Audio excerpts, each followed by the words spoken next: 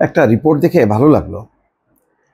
সেটা হলো যে জুলাই অভ্যুত্থানের নারী শিক্ষার্থীদের যুক্তরাষ্ট্রের সম্মানজনক পুরস্কার উমামার প্রত্যাখ্যান। যুক্তরাষ্ট্র যে ইস্যুতে সম্মান দিল বা পুরস্কার দিল সেটাও আমার ভালো লাগলো, আবার উমামা যে প্রত্যাখ্যান করলো সেটাও আমার ভালো লাগলো। দুটোই ভালো লাগলো। কেন ভালো লাগলো একটু ব্যাখ্যা করি।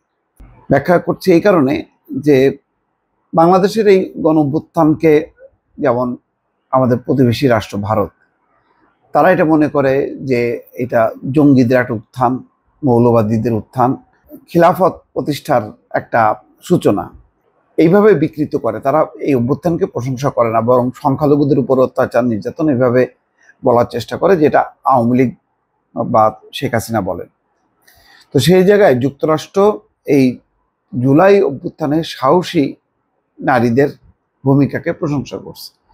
বলছে যে শত নির্যাতন অত্যাচারের পরেও এবং ইন্টারনেট বিচ্ছিন্ন করার পরেও তারা সাহসিকতার সাথে লড়াই করে গেছে।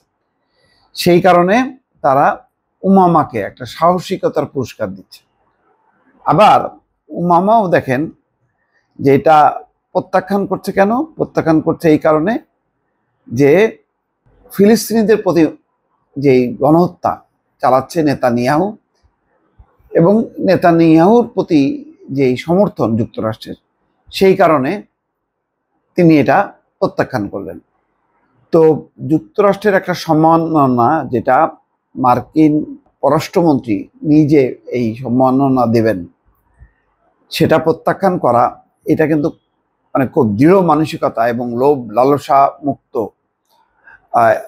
চরিত্রের অধিকারী না হলে কারোর পক্ষে এটা সম্ভব না। তো উমামা সেটা কিন্তু দেখালেন। এতেই বোঝা যায় যে উমামা বা তার সহযোগী অনেকেই হয়তো তারা মানসিকভাবে অত্যন্ত নীতি নৈতিকতা সম্পন্ন, এবং তারা মানে মানুষের অধিকার প্রতিষ্ঠার জন্য বা তারা তাদের আদর্শ প্রতিষ্ঠার জন্য তারা লড়াই করতে প্রস্তুত, এবং সেখানে লোভ লালসা কোনো সম্মান কোনো কিছুই তাদেরকে বিচলিত করে না।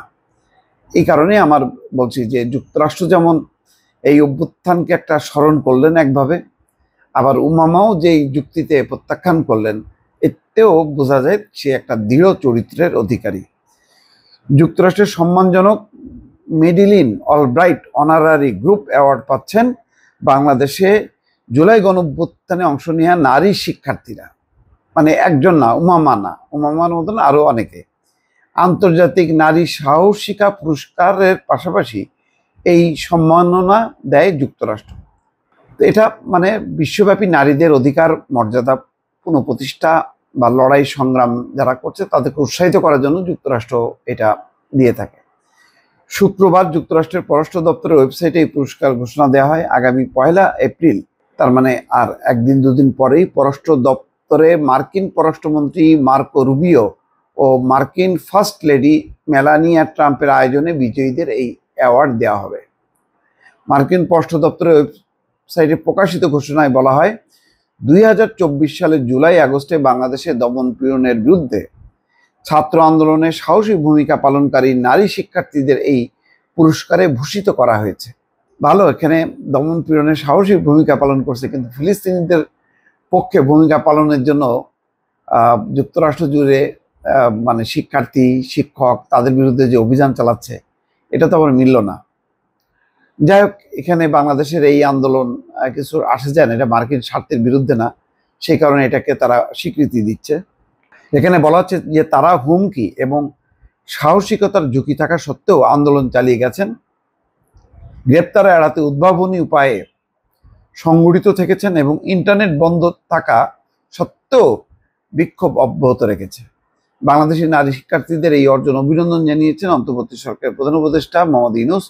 তবে এই পুরস্কার প্রত্যাখ্যান করেছেন বৈষম্য বিরোধী ছাত্র আন্দোলনের মুখপাত্র উমামা ফাতেমা। শনিবার এক ফেসবুক পোস্টে লেখেন, ফিলিস্তিনের স্বাধীনতা সংগ্রামের প্রতি সম্মান জানিয়ে তিনি ব্যক্তিগতভাবে পুরস্কার প্রত্যাখ্যান করেছেন। উল্লেখ করেন, 2023 সালে অক্টোবরে ইসরায়েলের হামলাকে ন্যায্যতা দেওয়ার জন্য এই পুরস্কার ব্যবহার করা হয়েছে, যা এর নিরপেক্ষতাকে প্রশ্নবিদ্ধ করেছে। তো এই জন্যই বললাম যে অনেক হয়তো এটার সাথে একমত নাও হইতে পারে, মার্কিন এই উদ্যোগকে স্বাগত জানায়, তারা পুরস্কার নেবেন।